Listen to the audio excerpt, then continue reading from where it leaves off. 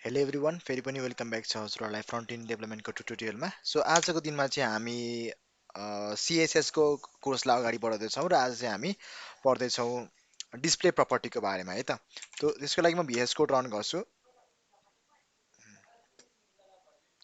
VS code run गरिसकेपछि control के ओ हानेर मैले यहाँ फ्रन्ट इन्ड डेभलपमेन्टको एउटा फोल्डर बनाएको छु, त्यो मेरो यहाँ निकाल्छु अनि यसलाई म सबै मेटाइन्छ है त। ओके, मेरो यहाँनिर चाहिँ इन्डेक्स डट एचटिएमएलको मेरो फाइल छ र मैले सिम्पल जुम गरेको छु।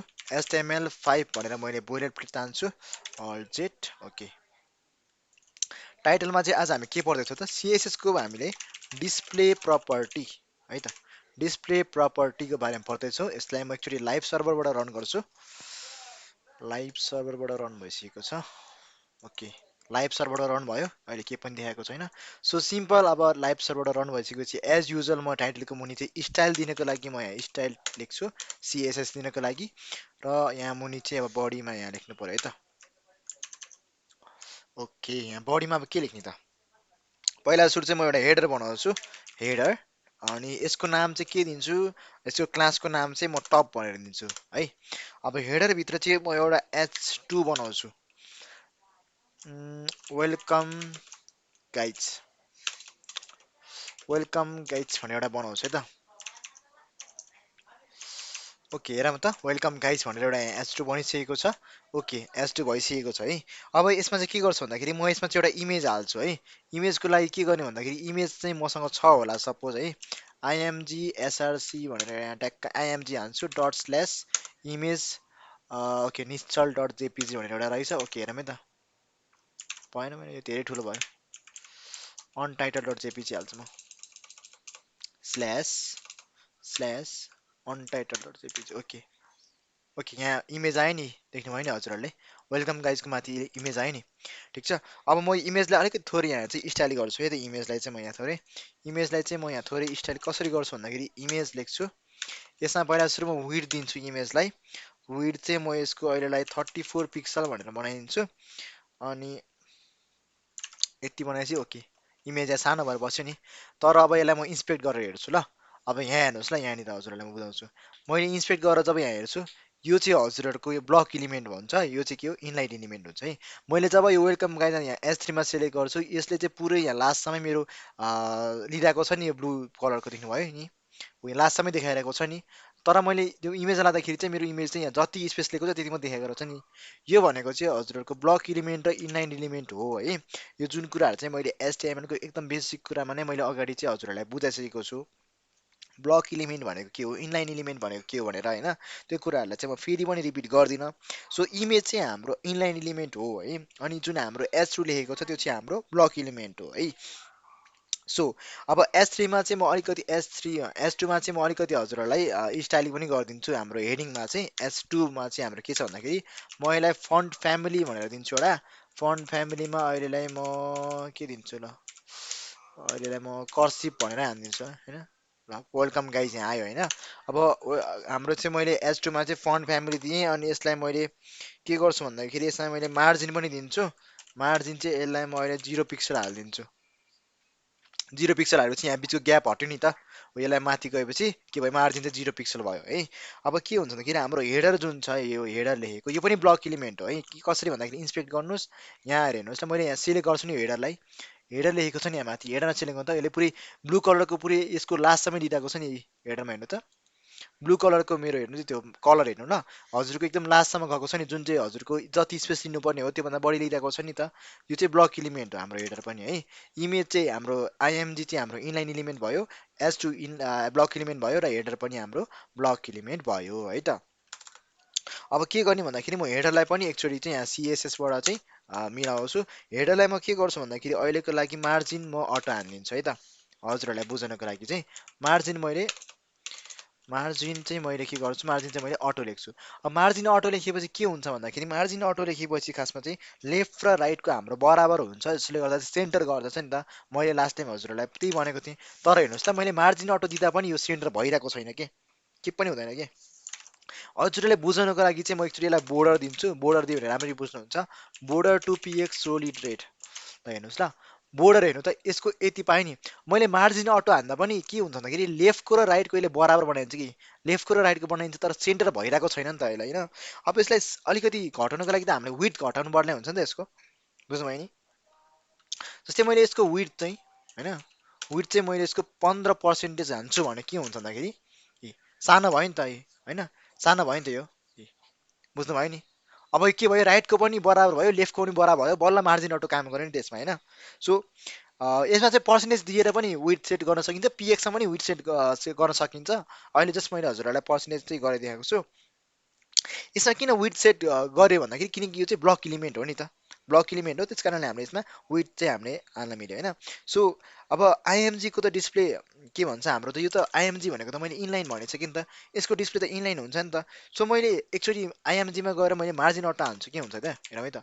मार्जिन मैले अट्टा हान्छु यहीँ त्यहीँको त्यहीँ बस्यो नि त यो होइन अब के हुन्छ भन्दाखेरि मार्जिन अटो छ यसलाई चाहिँ के गर्न सकिन्छ भन्दाखेरि हामीले डिस्प्ले ब्लक भनेर हाल्नुपर्छ कि यसमा चाहिँ डिस्प्ले ब्लक गरिसक्यो के हुन्छ बल्ल यो चाहिँ सेन्टरमा आउँछ कि किनभने जुन इनलाइन इलिमेन्ट थियो यो इनलाइन इलिमेन्टलाई चाहिँ ब्लक इलिमेन्ट बनाएपछि बल्ल के भयो त त्यो मार्जिन चाहिँ यो अटो चाहिँ सेट भएर लेफ्ट र राइटको चाहिँ यो बराबर भयो कि अनि त्यही भएर चाहिँ सेन्टरमा देखियो है त अब एस3लाई हेर्नुहोस् ल यो एस2लाई हेर्नुहोस् ल एस2लाई मैले के गर्छु भन्दाखेरि चाहिँ इन्सपेक्ट गरेर यसलाई चाहिँ म अर्को भ्यूमा लान्छु है त रेस्पोन्सिभ यहाँ चाहिँ म यसलाई जस्तै यस्तो गरेर सेट गर्छु है त अब वेलकम गाइज के भयो त भन्दाखेरि यो सेन्टर देखिएन नि त अब यसलाई के गर्न सकिन्छ भन्दाखेरि मैले एच2मा चाहिँ मैले यहाँ टेक्स्ट अलाइनमेन्टलाई सेन्टर राख्न सकिन्छु क्या मैले सेन्टर राखेपछि मेरो टेक्स्ट अलाइनमेन्ट चाहिँ सेन्टर हुन्छ है त है अब टेक्स्ट अलाइनमा चाहिँ हजुरहरूले यो कुराहरूलाई चाहिँ मैले हजुरहरूलाई अगाडि नै सिउडो इलिमेन्ट्स पढ्दाखेरि नै भनिसकेको छु अलाइनमेन्टको बारेमा चाहिँ सो म एक एक कुराहरूलाई फेरि फेरि चाहिँ रिपिट गरेर बस्दिनँ होइन अब जस्तै यदि तपाईँहरूलाई चाहिँ कुनै इलिमेन्टलाई चाहिँ इनलाइन गर्न चाहनुहुन्छ र त्यसको विथलाई पनि चलाउन चाहनुहुन्छ भने चाहिँ एउटा प्रपर्टी हुन्छ कि त्यस्तो जसको नाम चाहिँ इनलाइन ब्लक भन्ने हुन्छ है जस्तै इनलाइन ब्लक चाहिँ हजुरहरूलाई म कसरी चाहिँ बुझाइदिन्छु भन्दाखेरि सपोज मेरो चाहिँ एउटा तिनवटा डब्बा छ अरे होइन सपोज मेरो चाहिँ तिनवटा डब्बा छ अरे कसरी भन्दाखेरि एउटा डिप डट कन्टेनर बनाउँछु कन्टेनर बनाउँछु है यसको भित्र चाहिँ डिप डट बक्स बनाउँछु सो डिप डट बक्स मैले कन्टेनरभित्र चाहिँ बक्स बनाएँ अनि मैले यसमा चाहिँ के गरिदिन्छु भन्दाखेरि अब यो यहाँ चाहिँ म एउटा एच4 लेखिदिन्छु एच4मा चाहिँ म के लेख्छु एच4मा चाहिँ म क्लास पनि दिन्छु ल सजिलो पनि हुन्छ अहिले स्टाइल गर्नको लागि एच4मा चाहिँ के गर्छु भन्दाखेरि एच4 डट हेडिङ भनेर एउटा क्लास दिन्छु यसको नाम पनि म हेडिङ लेखिदिन्छु है त सो यसपछि म एउटा पी ट्यागमा चाहिँ के लेख्छु भन्दाखेरि लोरेम 30 भनेर हान्छु ल अब यहाँ हजुरहरूले चाहिँ ब्राउजरमा हेर्नु होला होइन ब्राउजरमा कस्तो हुन्छ है त यही हेडिङ भनेर आयो नि त होइन अब यसलाई चाहिँ म के गर्छु तिनवटा डब्बा बनाइदिन्छु यसरी तिनवटा डब्बा चाहिँ यसरी बनाइदिन्छु म ल एउटा दुईटा तिनवटा अब यहाँ तिनवटा डब्बा यहीँ तिनवटा आयो नि त मेरो हेडिङ हेडिङ भनेर मेरो मैले त्यही सेम कपी पेस्टै गरेको होइन अब चाहिँ के गर्छु भन्दाखेरि म एकचोटि हजुरहरूलाई यहाँ बक्सलाई चाहिँ म स्टाइल गरेर देखाइदिन्छु डट बक्सलाई चाहिँ है डट बक्स भनेको क्लासको नेम हो नि त हाम्रो बोर्डर के गर्छु यसलाई चाहिँ बोर्डर म 3px को सोलिड बोर्डर रातो कलरमा दिन्छु ओके कलर रातो आयो अब यसलाई अलिकति मार्जिन र प्याडिङ दिन्छु म अहिलेको लागि यसमा ब्याकग्राउन्ड कलर पनि हालिदिन्छु ब्याकग्राउन्ड कलर एन्टिक वाइट जे पनि हाल्दा हुन्छ के अरे मार्जिन हाल्छु म मार्जिन अहिलेलाई म 0 पिक्सल हालिदिन्छु 0 पिक्सल भन्दा पनि यसलाई चाहिँ म अहिले 4 पिक्सल चाहिँ हाल्दिन्छु 4 px ओके अलिकति राम्रो देखियो प्याडिङ दिन्छु यसलाई म प्याडिङ दिन्छु यसलाई मैले 23 पिक्सल ठिक छ अब अलिकति राम्रो देखियो अझै पनि अब जस्तै यसमा विथ पनि हाल्नु पर्यो नि त होइन विथ अहिले नहाल्नु विथ पछि हाल्छु म अहिलेलाई अब जस्तै मैले यसमा डिस्प्ले होइन डिस्प्ले के गर्छु भन्दाखेरि डिस्प्ले के गरौँ मैले इनलाइन गरिदिउँ डिस्प्ले डिस्प्ले इनलाइन गऱ्यो भने के हुन्छ कि यहाँ हेर्नु त बिग्रियो नि त हाम्रो डिस्प्ले इनलाइन गऱ्यो भने त डिस्प्ले इनलाइन गऱ्यो भने के हुन्छ भन्दाखेरि प्रब्लम चाहिँ डिस्प्ले इनलाइन गऱ्यो भने चाहिँ प्रब्लम चाहिँ खासमा विथ राख्दाखेरि चाहिँ प्रब्लम हुन्छ कि सपोज मैले यहाँ विथ दिन्छु अरे कति दिन्छु विथ विथ मेरो 33% दिन्छु अरे होइन डिस्प्ले इनलाइनमा चाहिँ के हुन्छ भन्दाखेरि खासमा ब्लक इलिमेन्ट हो होइन हाम्रो चाहिँ तर यो इनलाइन गर्दा चाहिँ प्रब्लम आइरहेछ भने के गर्न सकिन्छ भन्दाखेरि मेरो चाहिँ यसमा अब डिस्प्ले इनलाइन डिस्प्ले ब्लक गरिहेर भने के हुँदो रहेछ त डिस्प्ले ब्लक गर्यो भने के हुन्छ भन्दाखेरि यसरी तिनवटा लस्करै तल तल आउँछ कि जसलाई चाहिँ विथले गर्दा चाहिँ प्रब्लम आउने भयो मैले चाहेको त तिनवटा त यसरी सँगसँगै आओस् भनेर चाहेको हो नि त होइन त्यसको लागि चाहिँ के गर्न सकिन्छ डिस्प्ले ब्लक पनि होइन त अब के गर्न सकिन्छ भन्दाखेरि डिस्प्ले चाहिँ इनलाइन ब्लक भन्ने हुन्छ है इनलाइन ब्लक भन्ने हुन्छ अब यहाँ हेर्नु त डिस्प्ले इनलाइन ब्लक गरिदिन्छ है त यसलाई के गर्न सकियो भन्दा डिस्प्ले इनलाइन ब्लक पछि किन आइरहेको छैन भन्दाखेरि यसमा बक्स साइजिङ मैले बनाएको छैन। बक्स साइजिङमा चाहिँ मैले बोर्डर बक्स हालिदिन्छु है। बक्स साइजिङमा बोर्डर बक्स हालिदिन्छु अनि यसलाई अहिले यसरी घटाइदिउँ न के हुँदो रहेछ। ओके विथ चाहिँ राखिदिउँ न है। विथ मेरो 30% राखिदिउँ त।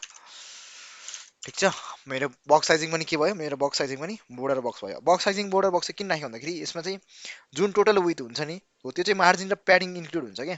त्यो कुराहरू चाहिँ मैले हजुरलाई बक्स साइजिङको अगाडि नै सबै कुराहरू चाहिँ भनिसकेको छु। सो मैले हरेक कुराहरू चाहिँ हजुरहरूलाई यहाँ मतलब डिटेलमा गयो भने एकदम भिडियो चाहिँ लामो लेन्दी हुन्छ। सो त्यस कारणले चाहिँ मैले डिटेलमा गइनँ होइन। सो अब एकचोटि म बक्समा भनेपछि कन्टेनरलाई पनि एकचोटि म यहाँ चाहिँ स्टाइल गरिदिन्छु है त। डट कन्टेनर त्यो चाहिँ हाम्रो मेन माथिको डिभ हो। डट कन्टेनर होइन।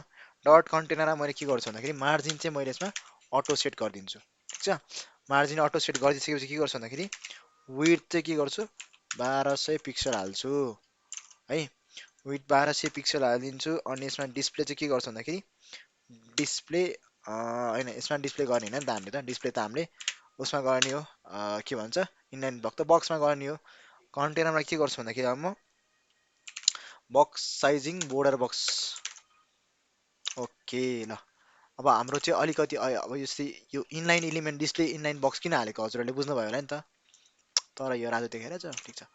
ओके वेलकम गाइज हाम्रो यो पनि यहाँ मैले सेन्टरमा राखिहालेँ अनि वेलकम गाइज यसो गरौँ न त मैले यहाँ सबै इलिमेन्टलाई चाहिँ बोर्डर बक्स हालिदिउँ न त। सबै इलिमेन्टलाई बोर्डर बक्स दिने कसरी भन्दाखेरि स्टार होइन यसरी चाहिँ के गर्ने भन्दाखेरि box box sizing border box यसरी सबै एलिमेन्ट चाहिँ हाम्रो के भयो त बोर्डर बक्समा भयो। जसले गर्दा चाहिँ मैले यो जस्तै बिचबाट हटाइदिँदा नि केही फरक चाहिँ नपर्ला। ठिक छ ओके केही छैन है त। ओके अब हामीले आज चाहिँ हामीले धेरै के हेरेका छैन। आज जस्तो हामीले सिएसएसको डिस्प्ले प्रपर्टीहरू हेरेका छौँ होइन। अब होप हजुरहरूले चाहिँ बुझ्नुभएको छ होला सिएसएसको डिस्प्ले प्रपर्टीको बारेमा। डिस्प्ले ब्लक के हो, डिस्प्ले इनलाइन के हो र इनलाइन ब्लक भनेको के हो भन्ने कुराहरू। सो हामीले चाहिँ अब नेक्स्ट क्लासमा चाहिँ हामी एकचोटि फेरि अर्को पनि एउटा प्रोजेक्ट गर्छौँ। तर त्योभन्दा अगाडि चाहिँ सिएसएसको बारेमा अर्को एउटा भिडियो निकालिदिन्छु है। जसले गर्दा चाहिँ हजुरहरूलाई बुझ्न सजिलो हुन्छ है त।